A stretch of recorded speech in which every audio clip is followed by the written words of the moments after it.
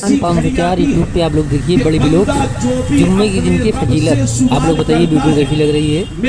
जुम्मा के दिन की फजीलत ये मुफ्ती साहब का बयान आप लोग पूरी ब्लॉग देख के बताइए। ने कहा है सच्चाई बयान करने से कोई परहेज नहीं, लेकिन जमहूरियत इसकी कायल नहीं है। तवज्जो, इसी का फायदा बदअकीदा लाबी ने उठाया और हमारी कौम से कहा देखो 12 रबीउल शरीफ ही को हुजूर पैदा हुए थे और 12 रबीउल शरीफ ही को हुजूर का विसाल भी हुआ, लिहाजा इस दिन गम करना चाहिए, खुशी नहीं मनाना चाहिए। और इतनी होशियारी से काम लिया कि सुन्नियों को भी 12 वफात रटवा दिया।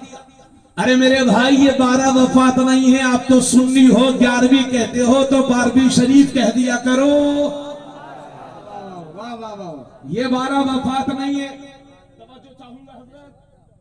सुना जंगल रात अंधेरी छाई बदली काली है, सोने वालों जागते रहियो चोरों की रखवाली है।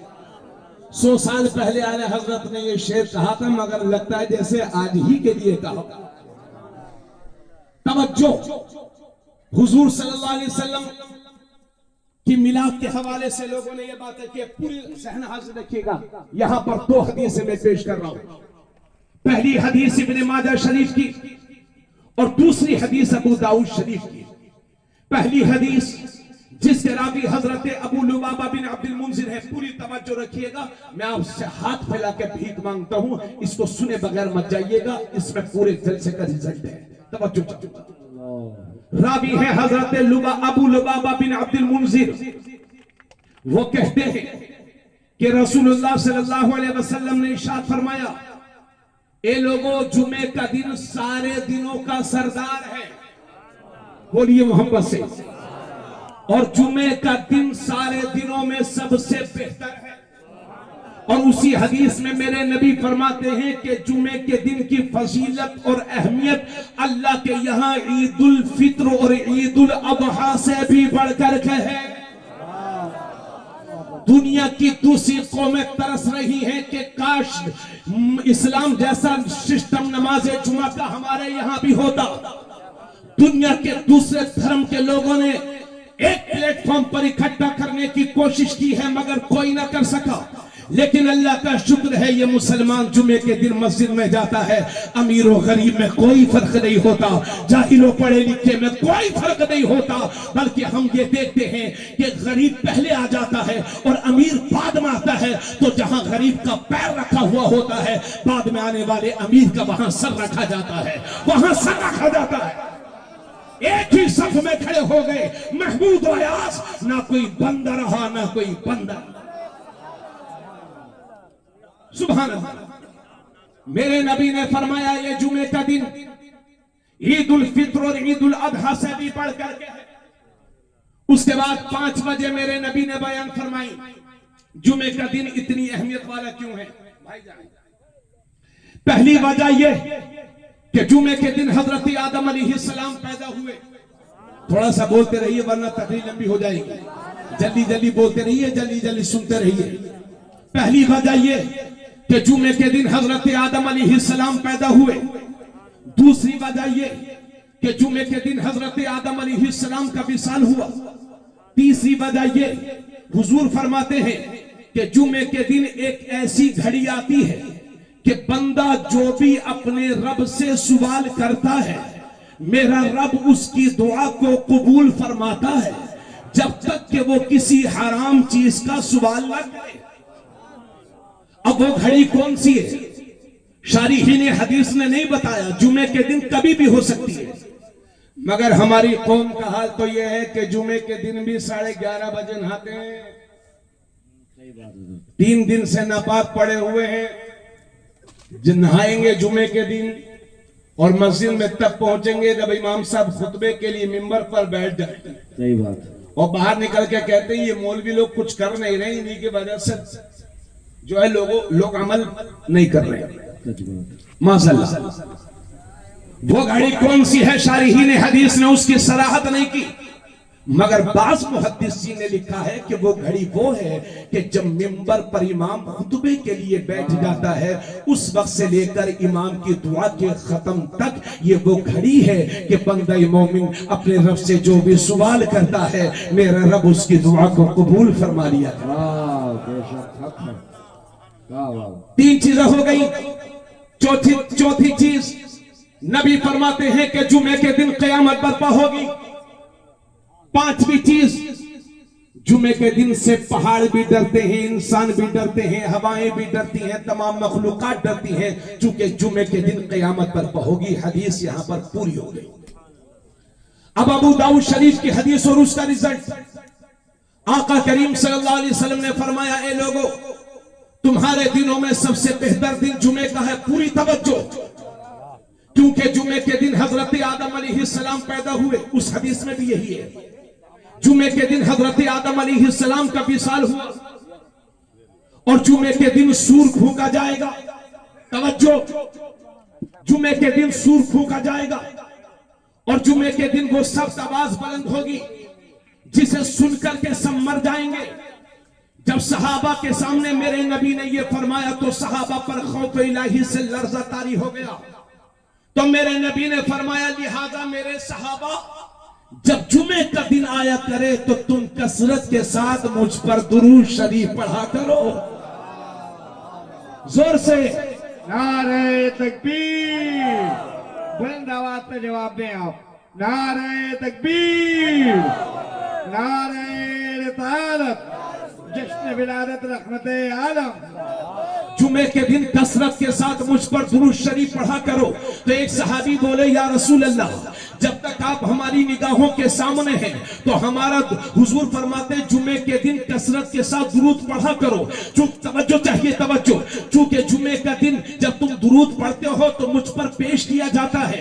तो एक सहाबी अर्ज करते हैं, या रसूल अल्लाह, जब तक आप हमारी निगाहों के सामने हैं तो हमारा दुरूद आपको पहुंचता है, लेकिन जब आप कब्र में तशरीफ ले जाएंगे, जब आप दफन हो जाएंगे, तो क्या तब भी हमारा दुरूद आपको पहुंचेगा?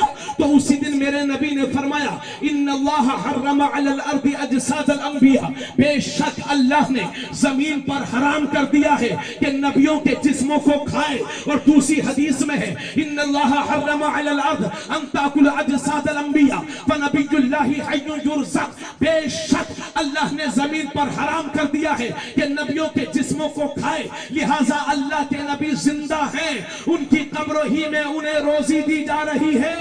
जिंदा दिली के साथ बोलो सुभान अल्लाह। उनकी कब्रों ही में उन्हें रोजी दी जा रही है।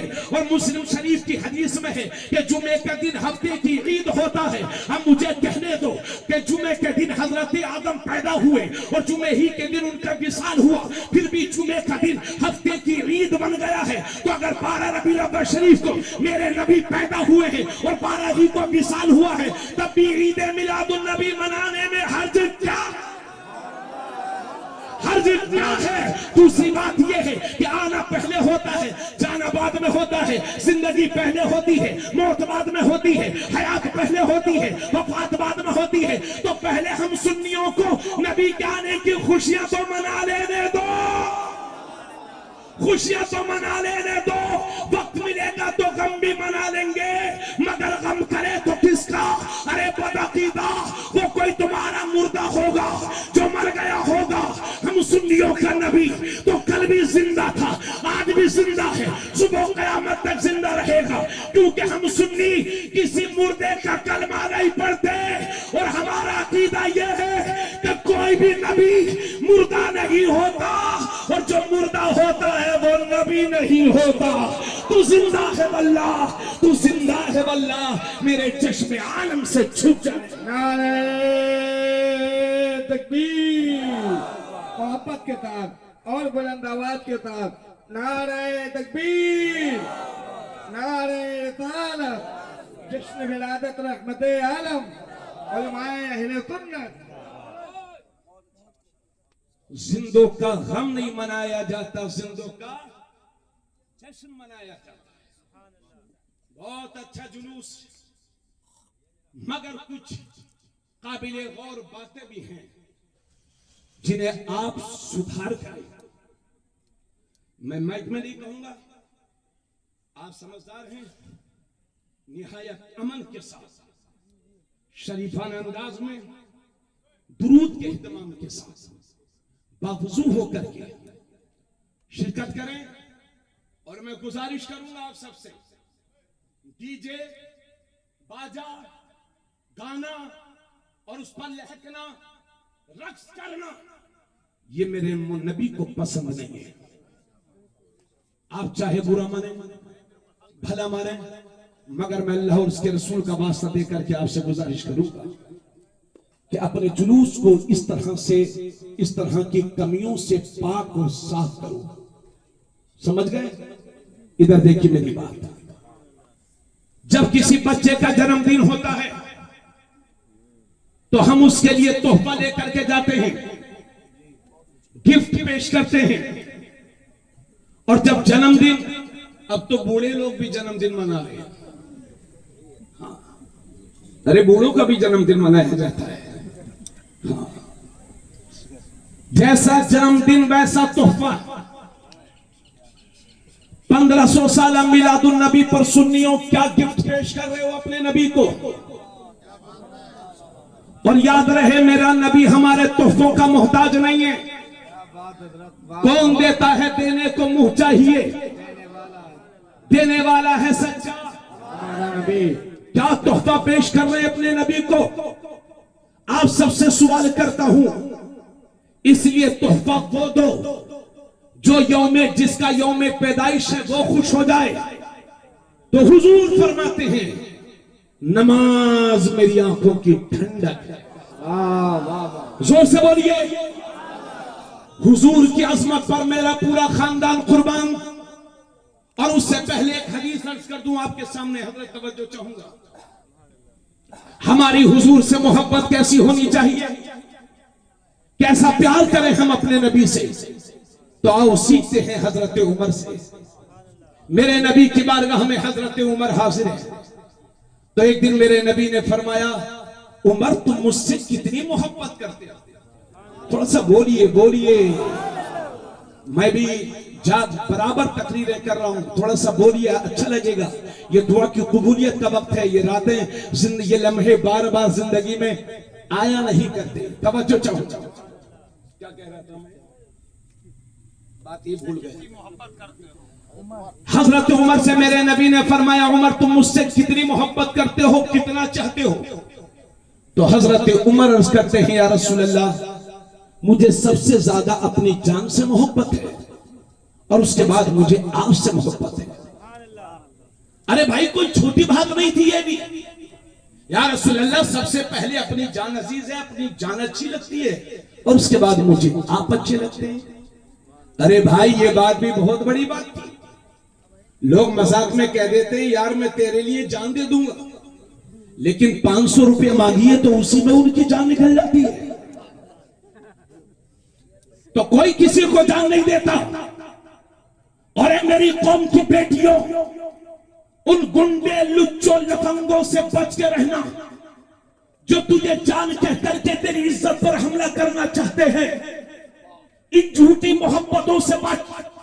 तू कनीज़े फातिमा है, कनीज़े फातिमा बनकर के जिंदगी गुजार।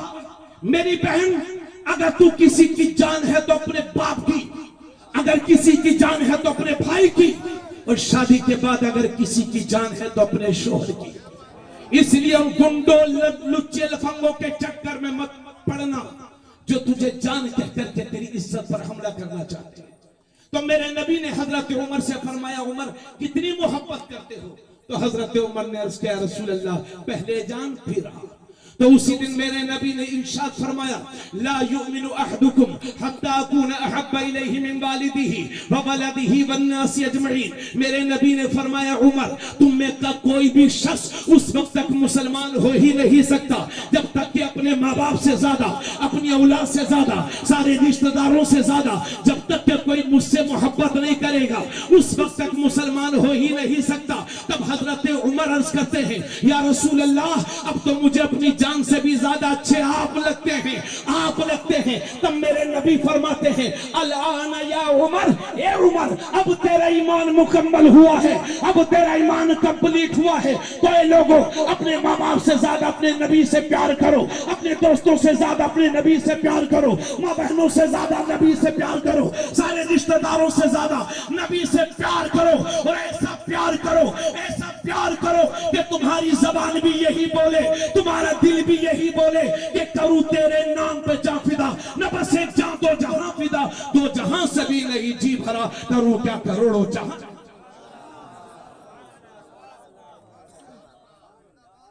याद रहे, मुसलमान दुनिया में जब भी कामयाब हुआ है, मोहब्बत रसूल की बुनियाद पर कामयाब हुआ है। इसलिए दुनिया की कोशिश यह है कि मुसलमानों के दिलों से मोहब्बत रसूल के जज्बे को निकाल दो। ये चलता तो रहेगा मगर दुनिया इसे मुर्दा कहेगी। आपको खुदा का वास्ता देकर के कहता हूं कि मोहब्बत रसूल अपनी नस्लों में मुंतकिल करो। बच्चे बच्चे को आशिक रसूल बनाओ। हजरत खालिद बिन वलीद मैदान जंग में है और लड़ते लड़ते हजरत खालिद बिन वलीद की टोपी सर से नीचे गिर गई। हजरत खालिद बिन वलीद घोड़े से उतरे और अपनी टोपी उठाने लगे। लोगों ने कहा, हुजूर, दुश्मन आपकी पुश्त पर सवार था, हाथ में तलवार थी और आप अपनी टोपी तलाश रहे हैं। तो खालिद बिन वलीद का शिकाना जवाब सुनिए। फरमाते हैं, लोगों में जब भी कामयाब हुआ हूं तो तलवार की बुनियाद पर नहीं,